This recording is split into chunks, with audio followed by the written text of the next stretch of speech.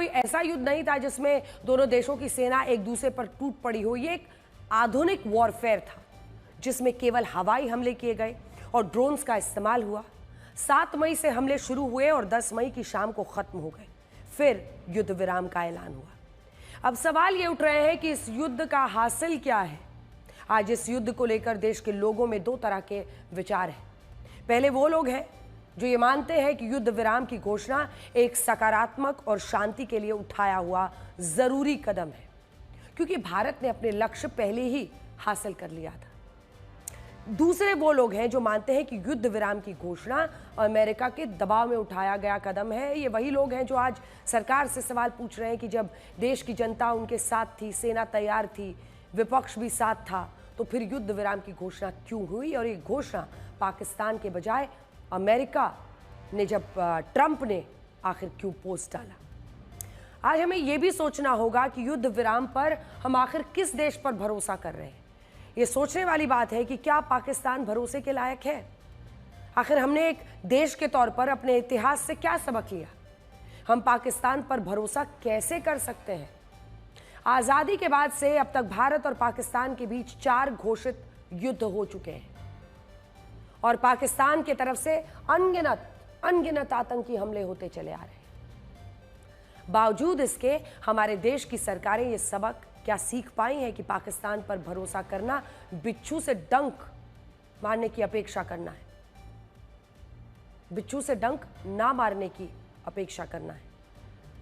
अब हम आपको पीठ में छुरा घोंपने वाली पाकिस्तानी फितरत के बारे में जरा बताते हैं, जिसे शायद हमारे देश की सरकारें हमेशा याद रखने को मजबूर हैं।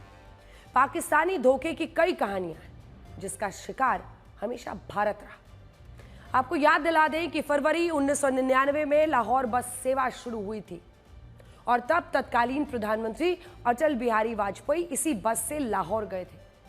लाहौर में पाकिस्तान के तत्कालीन प्रधानमंत्री नवाज शरीफ ने उनका स्वागत किया था। तो बड़े जोर शोर से भारत पाकिस्तान की दोस्ती के कसीदे गढ़े जा रहे थे, दोस्ती की मिसालें दी जाती थी। लेकिन पाकिस्तान एक ऐसा दोस्त है जो पीठ पर वार करता है। उसी साल पाकिस्तानी सेना ने भारत को दोस्ती के नाम पर करगिल युद्ध का तोहफा दिया था। देश के नेता शायद इस युद्ध को हमेशा याद रखेंगे, लेकिन पाकिस्तान द्वारा थोपे गए इस युद्ध में भारत के 500 से ज़्यादा सैनिकों ने अपनी जान गंवाई थी। ये पाकिस्तानी जो देश की तरह से है, उससे की जाने वाली दोस्ती का एक उदाहरण है। आइए साल 2001 पर आगरा समिट भी हमें भूलना नहीं चाहिए। उस साल पाकिस्तान भारत से दोस्ती खेल रहा था। जुलाई 2001 में तत्कालीन प्रधानमंत्री अटल बिहारी वाजपेयी और पाकिस्तान के तत्कालीन राष्ट्रपति परवेज मुशर्रफ के बीच आगरा में शिखर वार्ता हो रही थी। इस बैठक के बाद भी पाकिस्तान ने भारत से पक्की दोस्ती का वादा किया था। हुआ क्या? 5 महीने बीते। 5 महीने। दिसंबर 2001 में पाकिस्तान के आतंकियों ने भारतीय लोकतंत्र के मंदिर संसद पर हमला कर दिया था। इसमें 9 भारतीय मारे गए थे। यह हमला मसूद अजहर के आतंकी संगठन जैश-ए-मोहम्मद ने किया था। पाकिस्तान ने इस बार अपनी दोस्ती का तोहफा आतंकियों के जरिए भेजा था। अक्टूबर 2008 पाकिस्तान ने फिर से भारत से दोस्ती की पहल की और ऐसे पेश आया कि अब की बार वो भारत को धोखा नहीं करेगा। भारत ने भी पाकिस्तान पर भरोसा किया। पहली बार कश्मीर के रास्ते भारत पाकिस्तान के बीच व्यापार के ही रास्ते 2008 में खोल दिए गए थे। ये देखिए तस्वीरें। पाकिस्तान ने आतंकी हमला करवा के अपनी दोस्ती साबित की। 26 नवंबर 2008 को पाकिस्तानी आतंकियों की एक टोली ने मुंबई में अलग अलग जगहों पर हमला किया। सबसे ज्यादा किसी आतंकी हमले में 166 लोगों की मौत हुई थी। पूरा देश सिहर उठा था। इसमें कई देशों को लोग शामिल थे जिनकी मौतें हुई थी। पक्के सबूत और अजमल आमिर कसाब जैसे आतंकी को जिंदा पकड़ने के बावजूद पाकिस्तान ने कभी नहीं माना कि यह हमला उसने करवाया था। झूठ और धोखेबाजी, पाकिस्तान की इससे बड़ी गवाही नहीं हो सकती थी। मई 2014 में प्रधानमंत्री नरेंद्र मोदी ने शपथ ग्रहण में तत्कालीन पीएम को बातचीत का न्योता दिया। ये कोशिश थी कि शायद अपने पड़ोसी को हम जरा समझा सकें, और नवाज शरीफ की फितरत भी जरा अलग मानी जाती थी। इसके अगले ही साल दिसंबर 2015 में प्रधानमंत्री नरेंद्र मोदी लाहौर में स्टॉप ओवर भी करते हैं कि शायद पाकिस्तान के साथ संबंध पटरी पर आ जाए। लेकिन पाकिस्तान ने दोस्ती के नाम पर साल 2016 में 2 बड़े आतंकी हमले करवाए, जिसमें पहला पठानकोट एयरबेस था, 7 जवान शहीद हुए। दूसरा उरी मिलिट्री बेस था, जिसमें 18 जवान शहीद हुए। इसीलिए भारत ने तब भी पाकिस्तान की जहरीले स्वभाव को दोस्ती समझा और पाकिस्तानी जांचकर्ताओं को पठानकोट एयरबेस में जांच के लिए इजाजत दी। गलतफहमी थी कि पाकिस्तानी आतंकी सरकार के नियंत्रण में नहीं थे, इसीलिए पाकिस्तान सहयोग करेगा, लेकिन उसने कुछ नहीं किया, कुछ करना भी नहीं था। और इस बात का जिक्र विदेश सचिव ने भी अपने प्रेस कॉन्फ्रेंस में किया था। बल्कि वर्ष 2019 में पाकिस्तान, अगर आप देखिए तो उसने और जो बड़ा हमला किया, पुलवामा, बड़ा आत्मघाती हमला उसने करवाया, जिसमें 40 भारतीय जवान शहीद हुए। पाकिस्तान की धोखेबाजी से देश की आम जनता ने यही सीखा है कि वो भरोसे के लायक नहीं है। आज देश के लोग ये सवाल पूछ रहे हैं कि आखिर इस युद्ध के विराम से भारत को क्या हासिल होगा, और हमने ये ऐलान क्यों किया। भारत और पाकिस्तान से करीब 12,000 किलोमीटर दूर बैठे अमेरिका को ना हमारे मुद्दों से कोई मतलब है, ना हमारी जंग से। तो क्या ये फैसला वहां से, क्योंकि ट्वीट या फिर पोस्ट जो है वो डोनाल्ड ट्रंप का पहले क्यों आया, इस बात को लेकर भी लोगों के मन में कई सवाल है। आज देश के मन में युद्ध विराम को लेकर चल रही हलचल को शांत करने की घोषणा करेंगे, और इस घोषणा के हर पहलू पर बात करेंगे। हम पाकिस्तान की घातक चालबाजियों, अमेरिका के व्यापारिक नफे नुकसान की राजनीति पर बात करेंगे। इसके अलावा आज हम इस पर भी बात करेंगे कि आखिर भारत को इस युद्ध से हासिल क्या हुआ है। पाकिस्तान के धोखे का एक उदाहरण तो 3 दिन के युद्ध में ही दिखाई दे गया। हमने 7 मई को पाकिस्तान में मौजूद आतंकी ठिकानों पर हमले किए थे, ऑपरेशन सिंदूर को अंजाम दिया, जिसमें लश्कर और जैश के हेडक्वार्टर्स भी थे। भारतीय सेना का टारगेट सेट था, उनके निशाने पर केवल आतंकी थे, और सटीक निशाना लगाकर हमने ये टारगेट हासिल भी किया।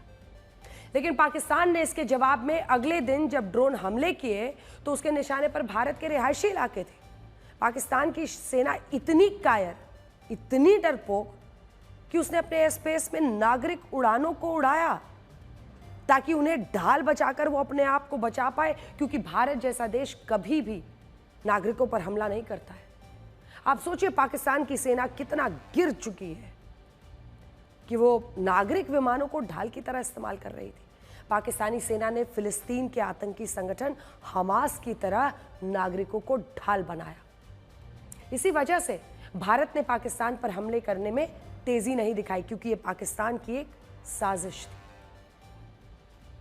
While the drone attacks were being launched from somewhere close to Lahore, enemy had allowed his civilian aircraft to also continue to fly out of Lahore.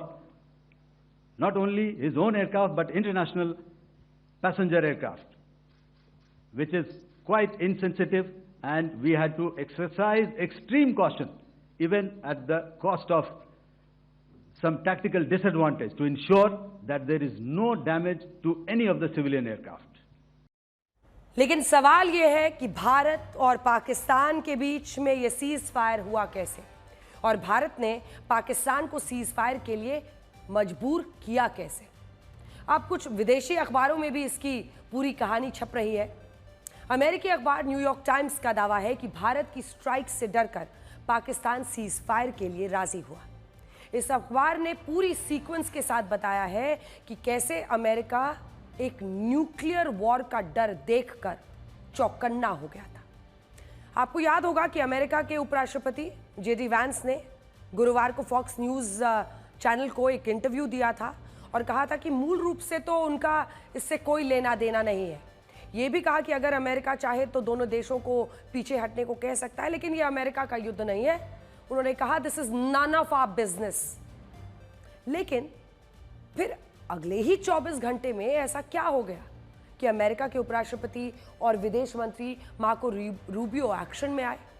New York times का दावा है कि अमेरिका को यह डर लग गया था कि दोनों देशों के बीच परमाणु युद्ध हो सकता है। इसीलिए अमेरिका ने जनरल मुनीर को फोन करके पाकिस्तान पर सीज फायर का दबाव डाला। याद होगा आपको, पहले मार्को रूबियो ने शहबाज शरीफ प्रधानमंत्री से बात की थी, कुछ नहीं हुआ। इसीलिए अगले दिन सीधा मुनीर को, जनरल मौलाना मुनीर को अमेरिका ने कॉल किया।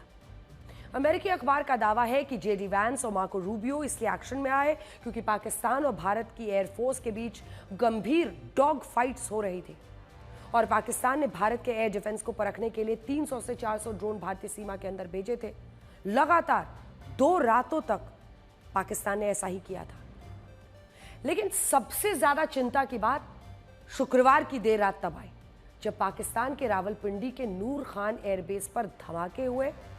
ये बिल्कुल इस्लामाबाद के पास है, 10 किलोमीटर की दूरी है और यहीं पर पाकिस्तान के हथियारों का डिपो भी है।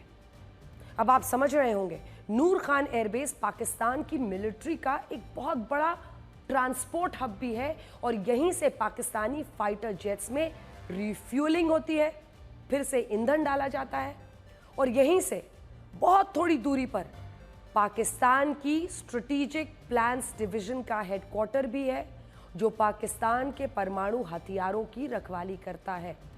ये ध्यान से सुनिए, यहीं से कुछ दूरी पर पाकिस्तान की स्ट्रेटेजिक प्लान्स डिवीजन का हेडक्वार्टर है जो पाकिस्तान के परमाणु हथियारों की रखवाली करता है।